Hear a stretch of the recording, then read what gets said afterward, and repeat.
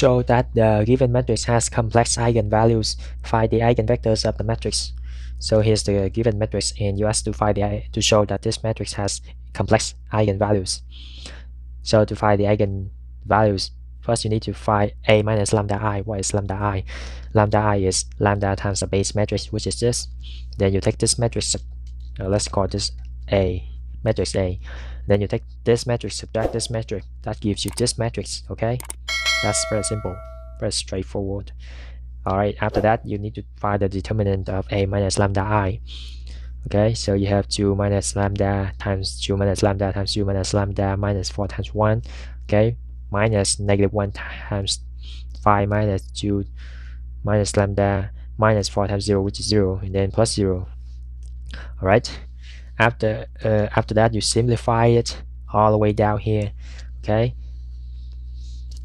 So I simplify it down here, and then I set it equals 0, then I solve for lambda, that gives me 2 and 2 plus and minus I.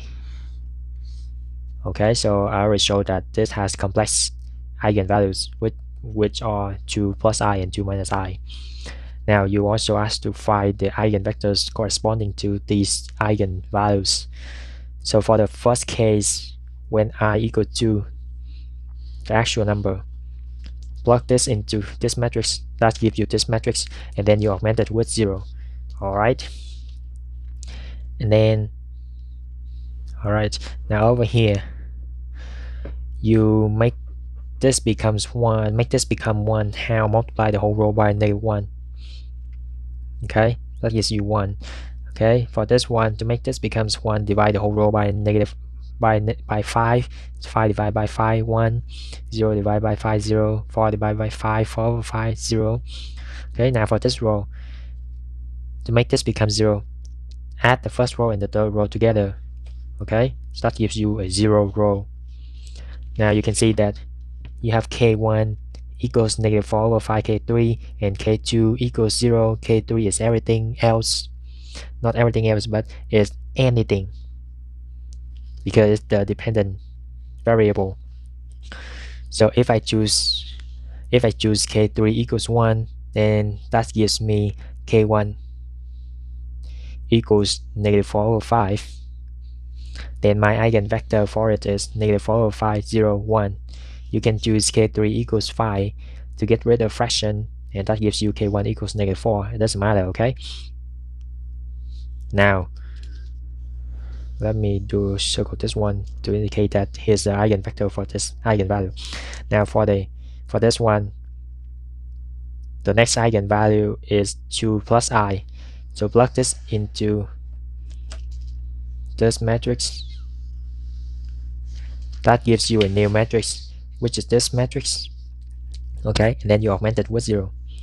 Alright, so for this one, actually I'll need to simplify it down to 1, because I see that this row is k1, this row is k2, this row is k3. So for this one I have negative I k1 minus k2 plus 0 k3 equals 0, or k2 equals negative I k1. This row I have k2 equals I k3. Okay, so I have two equations, and now if I choose k3 equals 1, then I can solve for k. If I choose k3 equals 1, I can solve for k2, which is I. Okay, and since I know k2 is I can solve for k1, which is negative 1. Then my eigenvector for it is negative 1, positive I1, what's corresponding to this lambda. Okay, now you're going to do the same thing for lambda equal to minus I. Okay, you plug it into this matrix, and that gives you a new matrix, which is this. Okay, again, take a look at this. So you have I k1 minus 1 k2 equals 0, or k2 equals I k1. Down here you have k2 equals negative I k3. Then if I choose k3 equals 1, then k2 equals negative I. K2 equals negative I, then k1 equals 1. Then my eigenvector for it is 1, negative I, positive 1. Okay, Okay, so that's your answer. That's it. If you find the video is helpful, feel free to give it a like, share, and subscribe to my channel in order to receive the most current videos. Don't forget to hit the bell so that you won't miss anything. I'll see you next time.